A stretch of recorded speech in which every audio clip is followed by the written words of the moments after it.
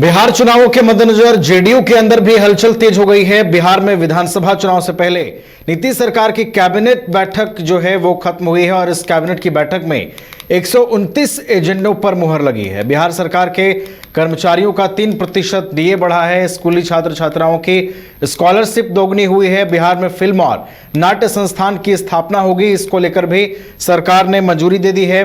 और आज की बैठक के बाद कई बड़े फैसले सरकार की ओर से लिए गए हैं। नीतीश कैबिनेट ने शुक्रवार को कुल 129 एजेंडों पर मुहर लगा दी है, जिसमें विष्णुपद कॉरिडोर के निर्माण के लिए कंपनी के चयन पर मुहर लगी है।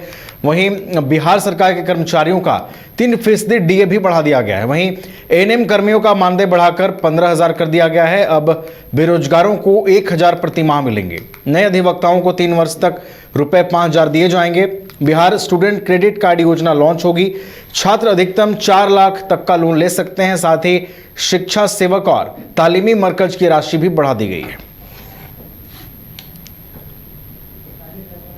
हमारे साथ अधिक जानकारी के साथ हमारे बिहार संपादक एसके राजीव जी फोन लाइन पर जुड़े हुए हैं, उनका रुख करते हैं। एसके राजीव जी, नीतीश कैबिनेट की बैठक ने आज फिर से कई सौगातें दी हैं राज्यवासियों को। 129 एजेंडों पर मुहर भी लगी है। क्या क्या खास बातें हैं राजीव जी इसमें? नहीं, देखिए नवीन, दरअसल में आप कह सकते हैं कि नीतीश मंत्रिमंडल का आज की जो बैठक है कैबिनेट की, वो आखिरी बैठक है, क्योंकि कल चुनाव पटना के दौरे पर आ रहे हैं और फिर परसों या तरसों हो सकता है कि आचार संहिता लागू हो जाए। तो आज 129 एजेंडों पर विधिवत मुहर लगाई गई है सरकार के द्वारा। और उसमें जो कुछ मामले हैं वो बहुत ही महत्वपूर्ण है, जैसे कि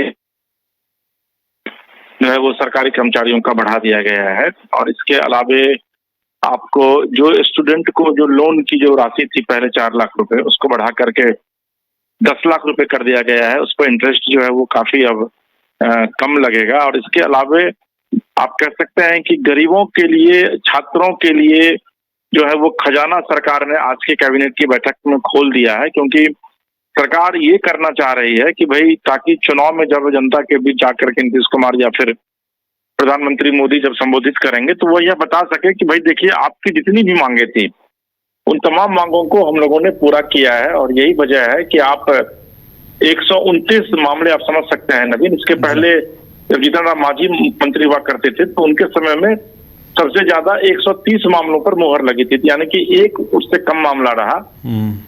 और 129 मामलों पर जो है विधिवत मुहर लगाई गई है आज की कैबिनेट की बैठक में, और जिसमें कि जनता से और आम लोगों से जुड़े हुए जो मुद्दे हैं, उनके सरकार से जो जुड़े हुए मुद्दे हैं, वो सबसे ज्यादा है। जी चलिए, तो सौगातों का खजाना खोला है नीतीश कैबिनेट ने और कई महत्वपूर्ण एजेंडों पर सरकार ने मुहर तो लगाई ही है। साथ ही साथ कई चीजों में राशि भी बढ़ी है।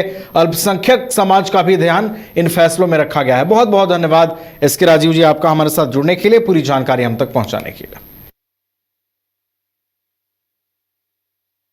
बैठक समय पर हुई। इस बैठक में कुल 129 मामलों की स्वीकृति दी गई।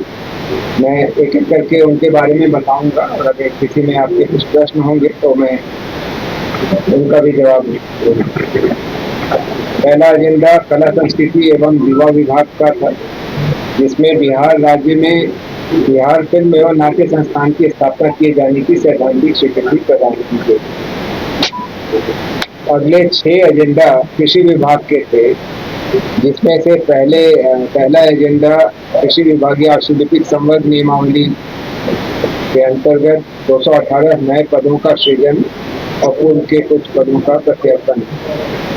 इसके बाद के 4 एजेंडा कृषि विभाग की योजनाओं की स्वीकृति है।